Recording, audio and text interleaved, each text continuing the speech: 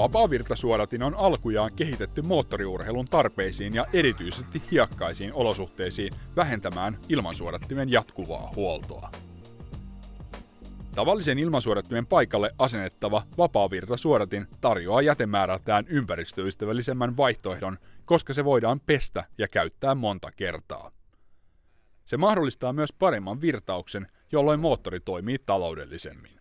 Suodattimella voi saada jopa 10% säästöjä aikaiseksi verrattuna paperisuodattimeen, koska paperisuodattimet ahdistaa ilman virtausta. Sitä ilman virtausta voisimme ehkä katsoa paremmin tuossa meidän demolaitteella, jossa voidaan verrata ihan paperisuodattimeen.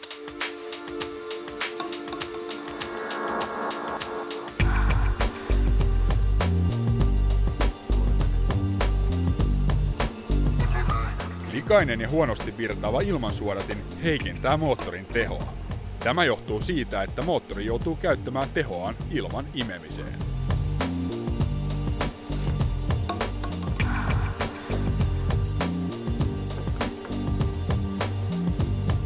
Tehokkaammin virtaavalla suodattimella moottorin teho jää paremmin kuljettajan käytettäväksi.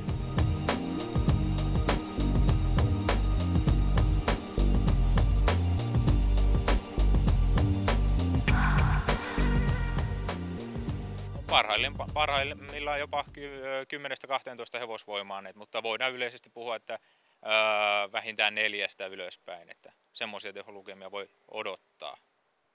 Perinteinen paperisuodatin on kertakäyttöinen ja vaihdettava noin 20 000 kilometrin välein. Rakenteensa vuoksi vapaavirtasuodatin voidaan käyttää noin 25 kertaa.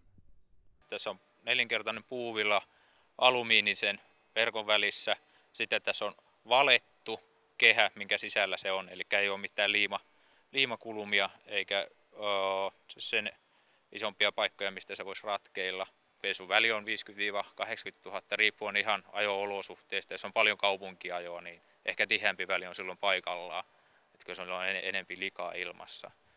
Vapaavirtasuodattimen voi huollattaa auton muun huollon yhteydessä. Sen voi myös puhdistaa itse käyttämällä oikeanlaisia huoltoaineita.